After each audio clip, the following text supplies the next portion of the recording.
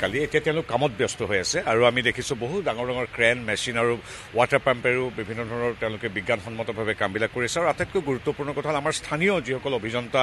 বিশেষজ্ঞ আছে তেওঁলোকেও দেহে কাহে দিবা নিশা আপোনালোকে দেখিছেই দিনে ৰাতিয়ে 24 ঘণ্টা কাম কৰি আছে আৰু বিশেষজ্ঞসকলকো তেওঁলোকৰ যৎপূৰ্ণাস্তি সহযোগ কৰিছে আমাৰখিনিও বিশেষজ্ঞ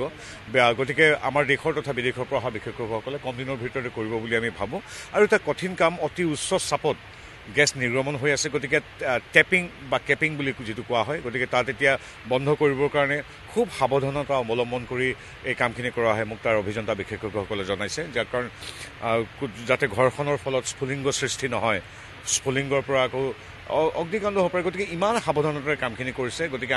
আমাৰ আস্থা আছে আমাৰ নিজৰ অভিযন্তা বিশেষজ্ঞসকলৰ ওপৰত বিশ্বাস আছে বাহিৰৰ পৰা অহা অতি বিশেষজ্ঞসকলৰ ওপৰতো আমি ভাবোঁ যে কম দিনৰ ভিতৰতে এই কামখিনি হ'ব সেই বিষয়ে মই আচলতে নাজানো মই আহিছোঁ মূলতঃ ৰাইজৰ খবৰ ল'বলৈ আৰু ONGCৰ মানুহখিনিৰ লগত কি মানে বিজ্ঞানসন্মতভাৱে তেওঁলোকে কেনেকৈ কামখিনি কৰিছে তাৰ আগবাঢ়িবৰ বাবে এতিয়া কোনে ব্যক্তিগত খণ্ডৰ কোন সংস্থাই ONGCৰ লগত কাম কৰে সঁচা কথা ক'বলৈ গ'লে মই নাজানো যদি কাৰোবাৰ দুখ আছে তেওঁলোককতো আইনে হেৰি কৰিবই কাৰণ এইখন দেশত আৰু আইনৰ ঊৰ্ধত কোনো নহয় গতিকে মই নামো নাজানো কাৰ কথা কৈছে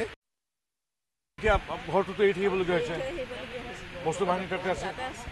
একদম ওচৰতে নেকি কিন্তু কম দিনৰ ভিতৰতে হ'ব বুলি কৈছে আৰু সেইদিনাতো মুখ্যমন্ত্ৰীক লগ পাইছে নেকি আপোনালোকে আহিছিল যে তেওঁ বাৰে বাৰে সদায় খবৰ লৈ আছে যাতে দুটা কথা এটা কথা হ'ল এইখিনিতো বন্ধ হ'বই লাগিব ONGC আমাৰ নিজৰ এইটোতো আমি মানে কাটি মাৰি পঠিয়াই দিব নোৱাৰোঁ নিজৰে বস্তু আমাৰ সেইটো ঠিক হ'ব লাগিব আৰু আমাৰ ৰাইজে যাতে মানে একো অসুবিধা নাপায় যিটো দুৰ্ঘটনা হ'লতো হ'লেই তাৰ পিছত কি হ'ব তেখেতৰ ঘৰটো এৰি থাকিবলগীয়া হৈছে কাৰোবাৰ ঘৰ নষ্ট হৈছে কিজানি নাজানো মই একদম ওচৰৰ পৰা দেখাকে নহয় গতিকে সেইবিলাক গৰু ছাগলী সেইবিলাকৰ পূৰা ব্যৱস্থা ল'ব ইয়াত কোনো ধৰণৰ মানে আৰু আপোনালোকে জানে হিমন্ত বিশ্ব শৰ্মা আহি যেতিয়া কথা দি গৈছে তাত কোনো ধৰণৰ হেৰি নাই আৰু আমি আহি থাকিম মাজে মাজে এতিয়া মূল এতিয়া কথা হ'ল যেনে তেনে দুৰ্ঘটনা ইত্যাদি নোহোৱাকৈ এইখিনি বন্ধ হৈ লওক বন্ধ হোৱাৰ পিছত আমি আকৌ আহিম আমিতো আৰু এনেকুৱা নহয় যে এইটো বন্ধ হ'ল মানে কোনো আমি আহিম মুখ্যমন্ত্ৰী আমাক আকৌ আমাৰ লগত যোগাযোগ কৰিব DC আহিব মই নিজেও আহিম আহি মানুহৰ ঘৰলৈ যাম যাৰ যিকেইঘৰ মানুহ আছে ক'ত কি গৰু ছাগলী ঘৰ দুৱাৰ হেৰি কিন্তু এতিয়া মেইন কথা হ'ল মানুহখিনি যাতে কাৰো হানি বিঘিনি নহয় প্ৰথম কথা